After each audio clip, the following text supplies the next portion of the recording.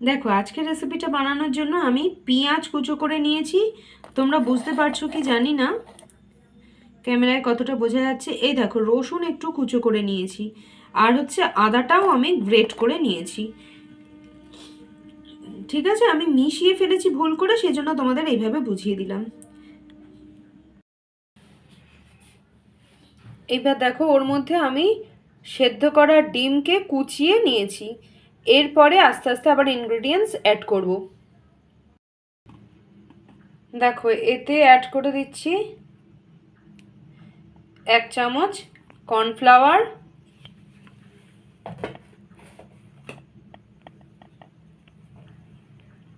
আর add করছি 1 চামচ বেসন,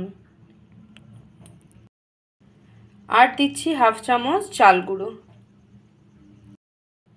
দেখো, এতে আমি ড্রাই স্পাইসেসগুলো অ্যাড করে নিয়েছি। দিয়েছি হচ্ছে গোলমরিচ গুঁড়ো, সামান্য একটু হলুদ, আর দিয়েছি ঝাল লঙ্কা গুঁড়ো, আর পরিমাণ মতো নুন। এতে তোমরা কাঁচা লঙ্কা কুচি করেও অ্যাড করতে পারো।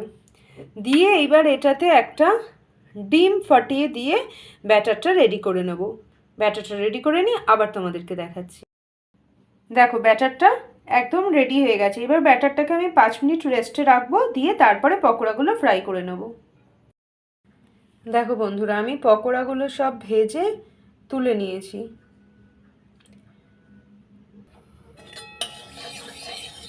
দেখো বন্ধুরা, পকোড়াগুলো তুলে নিয়ে সেই তেলটার মধ্যে ফার্স্টে অ্যাড করছি রসুন কুচো। তোমরা এতে না একটুখানি শুকনো লঙ্কা, নর্মাল যে শুকনো লঙ্কা আমরা ফোড়নে ইউজ করি, সেই শুকনো লঙ্কা একটু কাট করে কাঁচি দিয়ে ছোটো ছোটো কাট করে অ্যাড করতে পারো, খুব ভালো লাগে। আর আমার মতো যদি বাড়িতে বাচ্চা থাকে তোমাদের, তাহলে ওটা স্কিপ করে যাবে। আমি যেমন অ্যাড করছি না, আমার মেয়ে খেতে পারবে না বলে। দেখো, এবার রসুনটা একটুখানি হালকা ফ্রাই হলেই এর মধ্যে অ্যাড করে দেবো। দেখো, স্কেল করে কেটে রাখা পেঁয়াজ, কিউব করেই সব কেটেছি, পেঁয়াজ, ক্যাপসিকাম, টমেটো, আর একটু আদা গ্রেট করা।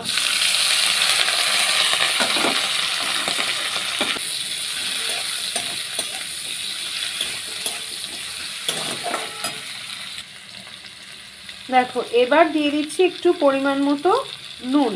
খুব বেশি নুন দেবো না, যেহেতু সয়া সসটাতেও নুনটা থাকে টেস্ট, ওই জন্য খুব বেশি নুন দেবো না।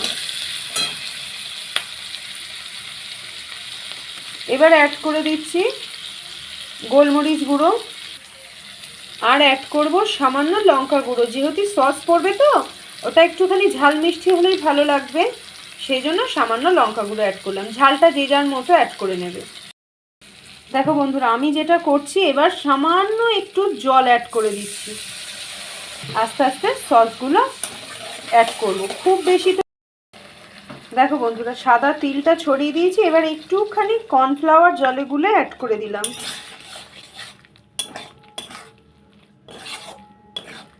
ব্যাস, এটা রেডি। এবার শুধু সার্ভ করে নেব। দেখো বন্ধুরা, egg Manchurian ready to serve. রেসিপিটা কেমন লাগলো জানিও, আশা করি তোমাদের ভালো লাগবে। আর অবশ্যই লাইক সাবস্ক্রাইব করে পাশে থাকা বেল আইকনটা অন করে নিয়ে পাশে থেকো চ্যানেলের। আবার দেখা হবে নতুন কোনো ভিডিওর সাথে। আজকের মতো আসি, টাটা। সবাই ভালো থেকো, সুস্থ থেকো।